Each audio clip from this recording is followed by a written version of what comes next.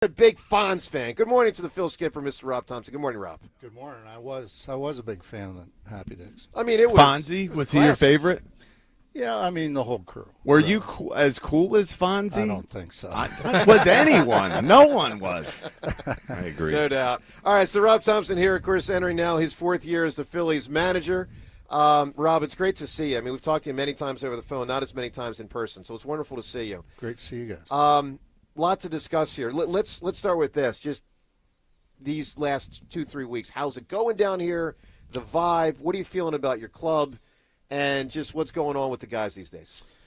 Yeah, I'm really happy with where we're at right now because, knock on wood, we're other than Weston Wilson with the oblique, we've stayed very healthy, and we need to stay that way, obviously. But these guys are working hard. They're getting their work in. We're building innings. Not only our pitching, but also the position players are up to 6 innings, and I'm really happy with where we're at. Good. Rob, so, this is our first time talking to you since October. Yep. And I want to talk to you a lot more about the next, hopefully, 7 months than 4 or 5, 6 months ago. But let's just address it early.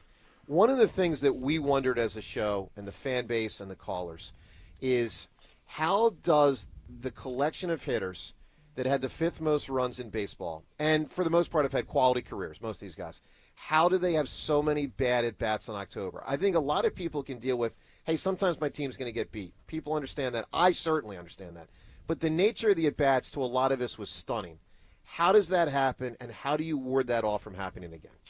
Well, one thing is that when you get to the playoffs, you're seeing the best pitching. And they had a really good plan against us.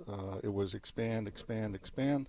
And, we didn't control the strike zone. So it's one of the things that we're focused on during spring training. It'll be a focus for the entire season, including the playoffs if we get there. It's and you're still going to go through stretches during the season where you just don't hit and you don't score runs. That's just the way it is. Yeah. Do you feel as though the last 3 go-rounds in the postseason have given you more of a roadmap for what to do to allow the team to peak at the proper time, to prevent the pratfalls of the last few postseasons? Do you have a better roadmap now because of the mixed success of the last 3 seasons in the post? Yeah, it's you're always learning. You're always, every year, every day, you're always learning something. So you think you put some things in your back pocket and you sit on it and you think about it, but it all comes down to momentum. And it's not just momentum. The last month of the season, you got to play well. I've been on Yankee teams that we didn't play well in September, but we won a World Series. I was also on a team with the Yankees that was up 3-0 against the Boston Red Sox and got beat. The momentum changes in a heartbeat, and you just got to ride it when you can. Sure. We heard Trey Turner talk on the afternoon show about how he's excited about the opportunity to lead off. Will we see him at the top of the lineup? Well, you will today. All right. Nice. I don't know. Rob Thomson getting ready for his career in professional politics. Yeah, that was a great answer right there. Well done, sir. Well, we're still tinkering with it, and I don't know where we're going to end up. One of the thoughts behind leading Trey off is that maybe it changes his approach a little bit, and he thinks about getting on base a little bit more because he's going to hit 20, 25 home runs just falling out of bed. The other part of it is if you have Schwarber behind Harp, does that help Harp out a little bit?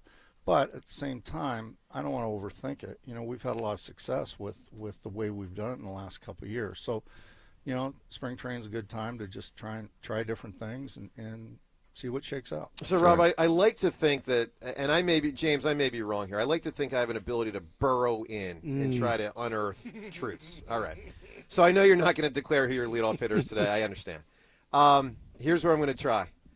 Do you know right now who you prefer wins the job? I do not, to tell you the truth. Okay. I just want I want to put the best lineup out there that gives us the best chance to score the most runs. If Trey leads off, would Bryce Harper be the 2-hole hitter? Yes. Has to be, right? Yes. Yeah. How much? Wow. Okay. Yeah, it has to be. That is interesting. Yeah. Rob Thomson with us here on WIP. Rob, let's talk about some other configuration issues. So one of the things that's come up a lot in the offseason is a lot of conversation on our show of if players are moved to different positions, it could open up more possibilities for Dave Dombrowski. Bryce Harper back to the outfield, Trey Turner to center field, things of that nature. When it comes to who plays where, is your style more that you ask them where they want to play, or in the end you tell them where they will play?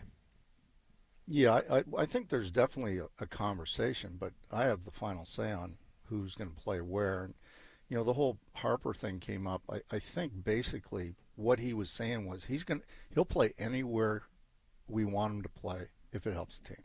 And I think that's where that all stemmed from. Do you think Trey's of the same mindset? Yes. Go ahead. I do. I'm a huge Bryson Stott fan last year, and I was almost relieved to find out, in a strange way, that he was banged up last season. What do you expect from him in terms of the bounce back? Yeah, I expect him to be more like the 2022, 2023 guy. He hasn't had that elbow problem so far this spring. He hasn't hyperextended that elbow, and that's really where it came from, was just a swing and a miss, and he hyperextended it and it never really got healthy. But, and he's having great at-bats down here right now. So I think he's back to where he was. So Alec Boehm last season, it was a struggle. Got benched. There were trade talks in the offseason. How is his mindset now? Tremendous. Yeah, I mean, he came into camp with a great attitude. He's having a lot of fun. He's very open and speaking a lot, communicating a lot. I think he's really locked in. We just like the leadoff spot, we like to talk closer. Also, are you looking at the closer spot? Would you like to find and settle on a closer? It would be nice. It certainly makes it easier from a managing standpoint to know that guy's got the ninth inning. You've got two left-handers and two right-handers that can get you from the sixth to the eighth through the eighth. But at the same time, we've had a lot of success with the way we're doing it, with filling that hole with pocket guys. Whoever that may be, Alvarado, Romano, Kerkering, Strom.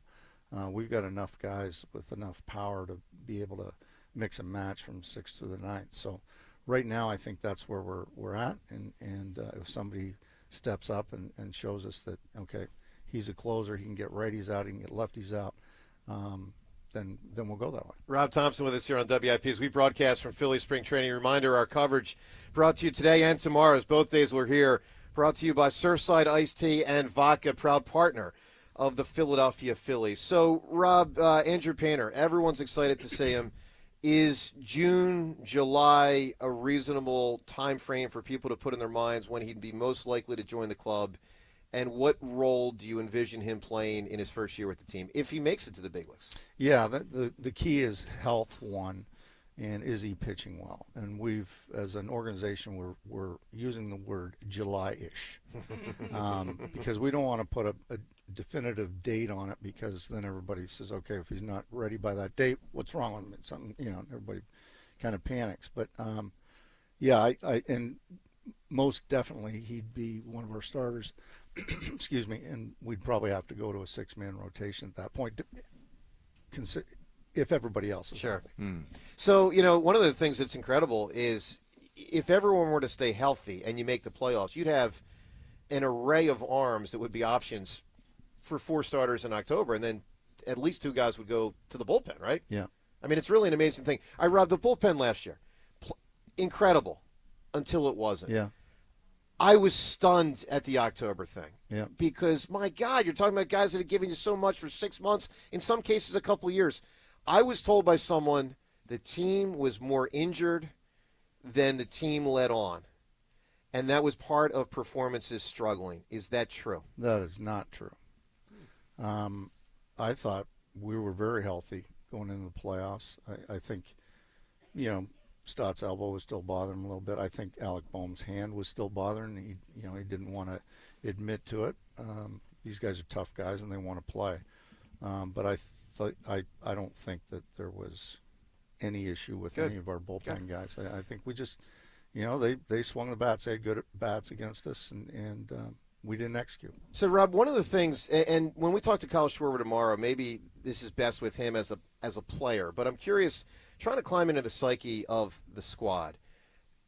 For 3 years, it felt kind of like a magic carpet ride, as I perceived it, with regard to the town's love of the players and belief in the players and enjoyment of what really had been some very special runs, 22 and 23 postseason until you met resistance near the end.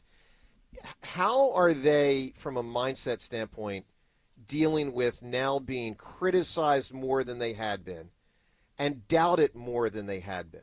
How are they dealing with that? And how do you as a leader help them navigate that? Obviously in a city in Philadelphia, which with New York and Boston are probably the three hardest media towns and fan towns in America. How are they psychologically dealing with that and your role in helping them? Well, my comment to that all the time to the players is you can't control it. And it's a great place to be when there's a lot of expectations on you. It means you're pretty good and people expect a lot out of you. And you have to be able to deal with that, and you can't control that. All you can control is what you do today, how you prepare, how you compete, how you stay locked in. And then, these people that come to the ballpark, they pay a lot of money to come see you play, and they're paying your salary. And if you're not playing well, they've got the right to let you know. And when you're playing well, they'll let you know about that. That's too. right. Mm-hmm. So you got to deal with it. I've been trying to tell people for 4 or 5 months since the season ended, it's really hard to win the World Series. Yeah. I mean, I remember Kyle saying to us last year in this room, the words he said were, it's really hard to win. And, I'm struck by a player like him who's made the playoffs almost every year in his career. He won one World Series. What does that mean? It means all the other years he didn't.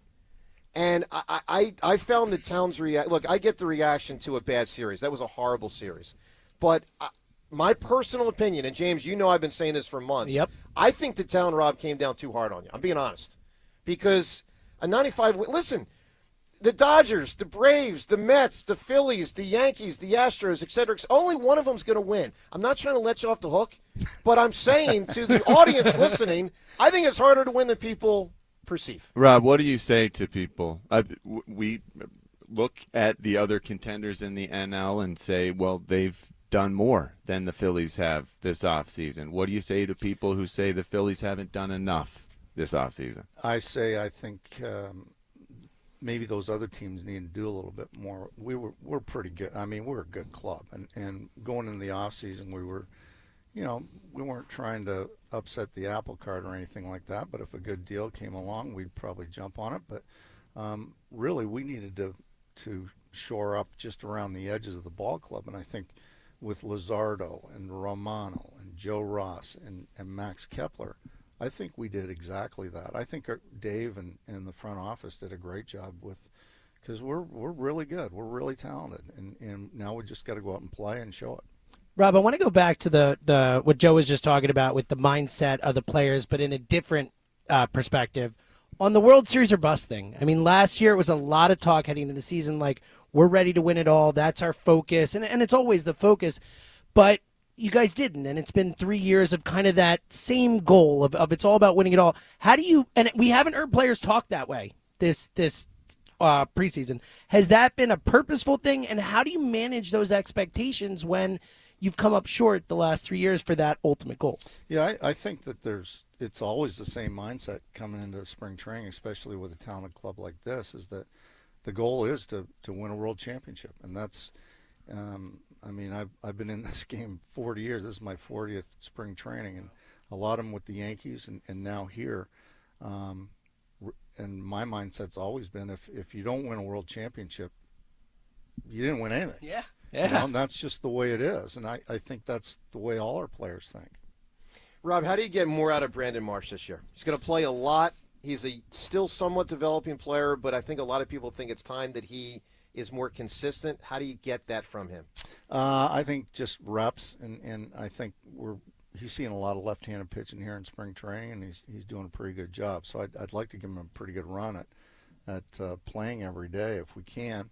But he's such a great athlete, and I hope he realizes how great of an athlete he is and how great of a player and potential superstar he could be. Because if he thinks that way, he's got a better chance to get in there. And he can do a lot of different things. He looks really good right now, and I just hope he keeps going. But they're working on a lot of stuff, and I think the second part of the season last year is pretty good. The last 2 months against left-handed pitching, he was really good. He's got that. He took the Kyle Schwarber kind of approach that Schwarb took last year. Is that, think about left center field, stay low to left, and if you're going to pull the ball, get high in right field and hit some home runs, and that's where they're going to come from. But I think he's got the chance to be a great player. Rob, what about your mindset with Bryson Stott versus left-handed pitching, which as the season went on last year, you primarily moved off of a lot of Sosa. In Game 4, you went to Stott versus lefty, but for the most part, you hadn't. Do you want to see him do that more early this year to develop that and see what he's got? Playing more against lefty? Yes, I do. Because in the past, he's hit left-handed pitching. Did the elbow affect him last year against left-handed pitching? Maybe a little bit, but I think it affected him against right or left-handed pitching. But I do think he's an everyday player, and I think he can hit left-handed. Is giving JT more either off days or days not catching but playing a different position or even DHing, is that a somewhat of a priority? I think so. I think JT's in great shape and he's a great athlete, but I think some extra days off, and I'm not talking about playing half the games or anything like that, but I think a few extra days off would help him.